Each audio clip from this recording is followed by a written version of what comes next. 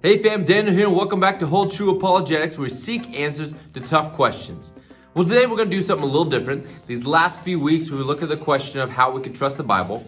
We've dealt with questions such as, has the Bible been corrupted? Or how can we trust the Gospels as recording true history? Now, I encourage you to go check those videos out previously, but what we're going to look at today is 3 archaeological discoveries that confirm people and events in the Bible.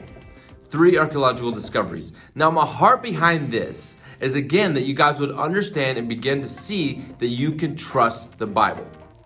And these archaeological discoveries and many others confirm that the people and events that are recorded in the Bible are real and not made up. I'm just going to point out 3, but again, there's many others, and we'll do videos later on pointing out those other archaeological discoveries. But again, I'm just pointing out 3. The first one I want to note today is an inscription or a prism by King Sennacherib, who was a king of Assyria. All right, and this was discovered. This inscription was discovered in Assyria.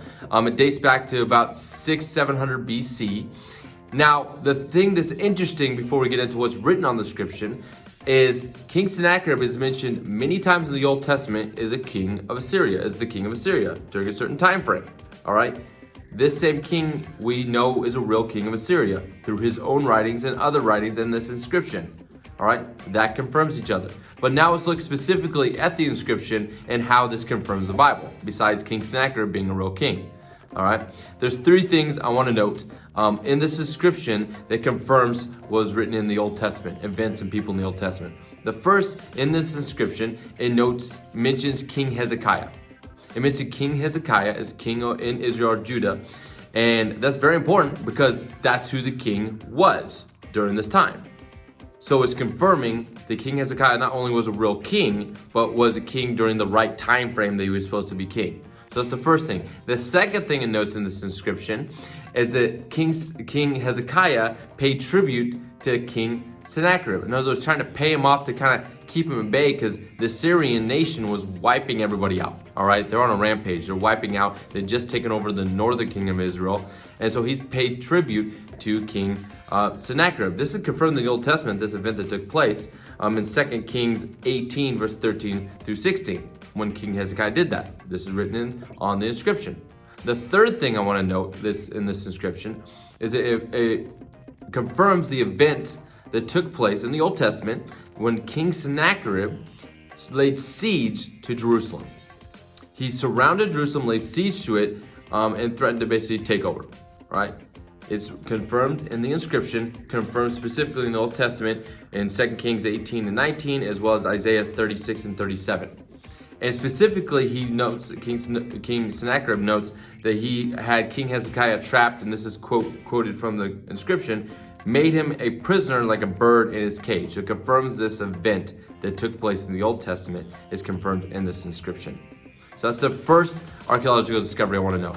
The second one I want to know, which I've seen myself, which is pretty awesome, is called the Cylinder of Cyrus, or the Scroll of Cyrus. Now, Cyrus was king of Persia who took over the Babylonians, all right? And this, you could actually see this if you're in London. They have it at the British Museum. But this inscription has something unique, specific on it, all right? It inscribes King Cyrus is noting and stating that the people, specifically the people of Israel, but other people, are able to go back to their homeland and basically restore and rebuild. All right, that's interesting. That's exactly what happens in Ezra, the book of Ezra. You actually have it quoted in the book of Ezra, this scroll. In the beginning of the book of Ezra, verses 1 through 3, it states that King Cyrus, the Persian king, did this declaration that allowed them to go back to their homeland to restore and rebuild. And that's what Ezra and Nehemiah, the books, are about. But this is also confirmed from Cyrus himself by his inscription, confirming that this actually is what happened. This is actually was written. This declaration was actually made by King Cyrus, king of Persia. There's another archaeological discovery. The third one I want to note briefly is called the Pilate Stone. The Pilate Stone. Now, this is an awesome stone. It was discovered in Israel, and it dates back to about 26 to 36 AD. And specifically on this stone is inscribed, Pontius Pilate, prefect of Judea. Pontius Pilate, prefect of Judea. You might wonder, why does that matter? Why does that matter? Well, this confirms a couple things.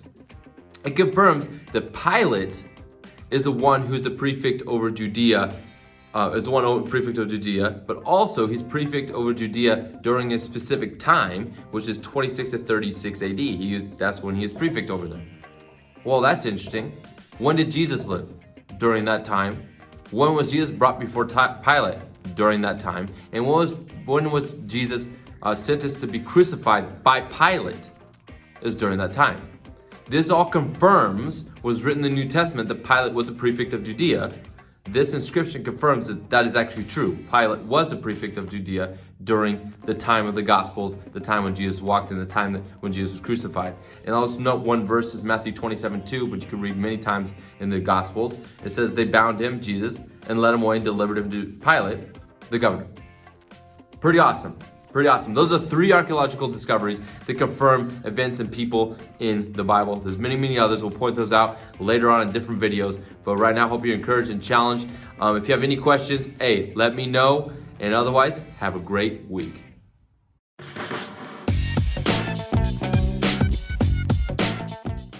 Hey, if you found this video helpful or challenging, I want to encourage you, like, subscribe, and share this video to anybody and everybody you know.